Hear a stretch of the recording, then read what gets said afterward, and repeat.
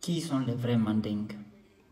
Souvent, on nous montre cette carte, soi-disant l'espace où il y a les mandingues en fait. Mais cette carte-là est fausse.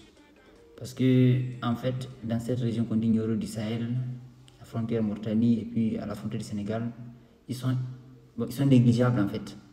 En réalité, la vraie carte, ce serait celle-ci. Ce serait celle-ci en fait. Et on voit que la plus grande concentration de mandingues en fait, c'est essentiellement la Côte d'Ivoire en fait, avec le Wassoulon inclus dedans. Voilà, et puis voilà, cette côté-là du Mali. Et maintenant on voit que les Bamanans, ce sont comme des éléments isolés à la frontière, à la périphérie du monde qu'on veut mandingue, c'est-à-dire du monde où il y a les gens qu'on qualifie de mandingues. Mais bizarrement, ce sont les deux groupes-là qui sont à la périphérie qui contrôlent l'identité. C'est-à-dire que c'est eux qui se font passer comme étant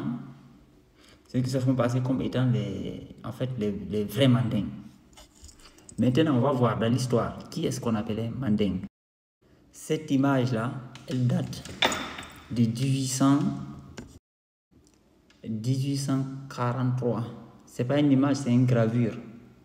Mais vous voyez comment on représentait les mandingos.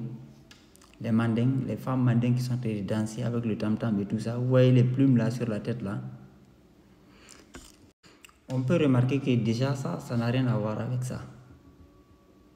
Ça, ce qui sont les Bamanans, qui sont le socle identitaire des Bamanans. Ces représentations n'ont rien à voir avec ces gens-là. Et quand je dis socle identitaire, il faut bien comprendre que c'est-à-dire que c'est les représentants typiques de ce qu'on appelle Bamana. Maintenant, ici, cette image-là aussi, c'est dans les années fin 1700, début 1800.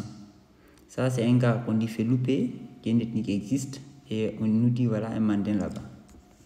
Le mandin, là, remarquez sa chevelure abondante et puis bouclée. Voilà, on dit mandingo néger. Ok.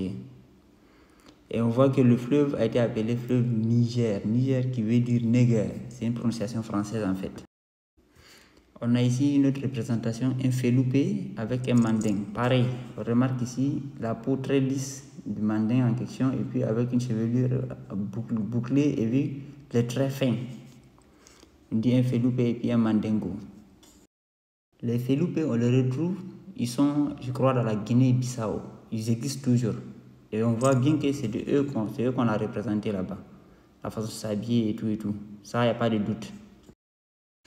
Par contre, les mandingos là, on voit qu'on a affaire à des gens qu'on dit aujourd'hui peur de Wassoulon, généralement. Des gens à la chevelure abondante, aux traits parfois bien dessinés. Pas à ces gens-là. Maintenant, j'ai montré dans mes vidéos précédentes que, en analysant juste la langue, on se rend compte que ce sont les Wassolonka qui sont l'origine, le centre des langues qu'on dit mandin. Maintenant, et c'est eux qui correspondent parce qu'on voit que les langues du sud de l'Inde avec les langues qu'on dit mandingue sont parentées. Et ils ont leur nom là-bas, Sangaro, on retrouve ça en Inde, Sidibé, Diallo et tout ça en Inde. Et voilà comment ils s'habillent, les Sidi de l'Inde, là, voilà comment ils s'habillent. Vous voyez, cette culture-là, c'est la même qui est représentée ici en 1843.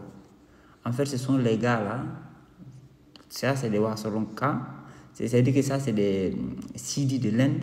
On sait que la zone qu'on dit Mandé était en communication avec l'Inde avant. C'est pour ça que même il y a des scientifiques qui ont voulu dire que la civilisation qu'il y avait dans l'ancien nord du Mali et puis nord du Burkina, que ce serait d'origine indienne. Et voilà, on a vu qu'il y a la parenté, j'avais mis le texte ici, la parenté linguistique entre les langues qu'on dit mandé et puis les langues du sud de l'Inde. Maintenant, quand on dit manding, les mandingues, là, on dit les Wassolonka, ce n'est pas que eux. Vous voyez ici, ça c'est une fille Djimini, les Djimini qui sont situés en Côte d'Ivoire. Et un petit groupe ethnique qui est, vous voyez les mêmes trucs, les mêmes plumes, les mêmes représentations.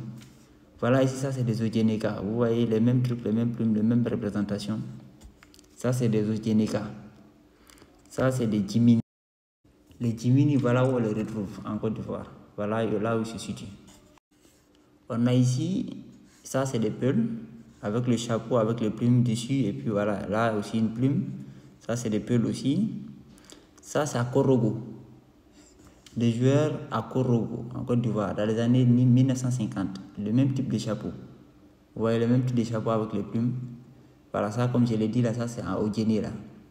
On voit une coïncidence culturelle. Ici, on a les Nafana. Les Nafana, là, on les retrouve ici, vers la frontière avec le Ghana, essentiellement dans la zone de Bondoukou, qu'on appelle Bondoukou, en Côte d'Ivoire.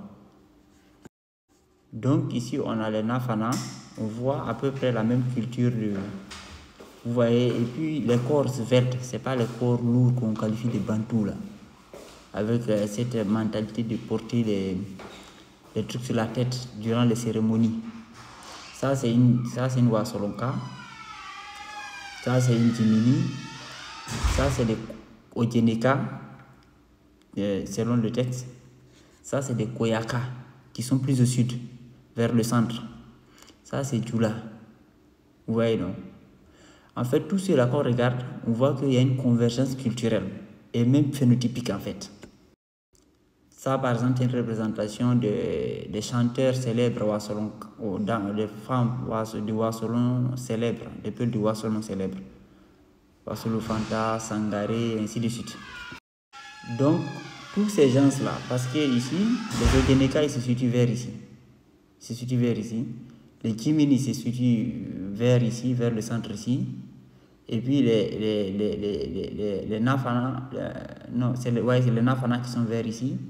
Les Wassolonka, ils sont dans cette zone-ci. Voilà. Et ici, il y avait un grand empire.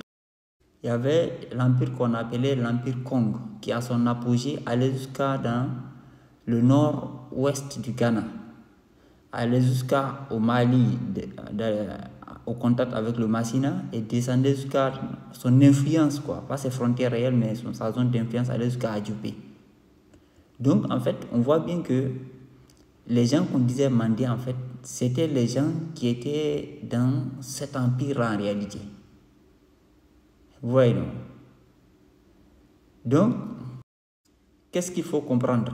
C'est-à-dire que ce nom-là, ces gens-là, les Malinqués de Guinée par exemple, dont le plus ancien village qui est Niani, qui a été fondé en 1877, vous voyez non, qui aujourd'hui s'approprie cette identité, alors que leur plus ancien village qui est Niani a été fondé en 1877, c'est-à-dire que quasiment 30 ans avant 1900. Ou bien les Bambara, donc quasiment on peut dire le centre c'est Bamako en fait, parce qu'il parle de Kolikro et tout ça, mais en fait le centre c'est Bamako, mais qui a été fondé au début du XVIIIe siècle, fin du XVIIe siècle, début du XVIIIe siècle. Donc en fait, on voit qu'on a affaire à en fait un impérialisme identitaire, c'est-à-dire une usurpation identitaire en fait. Donc quand on dit Manding, il faut bien comprendre qu'à l'origine, les gens qu'on disait Manding, c'était les gens qui étaient essentiellement dans ce qu'on appelle l'Empire Kong. Parce que les Wassolonka étaient dedans et tous ceux de la Côte d'Ivoire, parce que les Koyaka, ils sont vers ici, ils sont disséminés vers ici comme ça. Ce sont eux qui étaient les Manding. Maintenant, pourquoi j'en parle?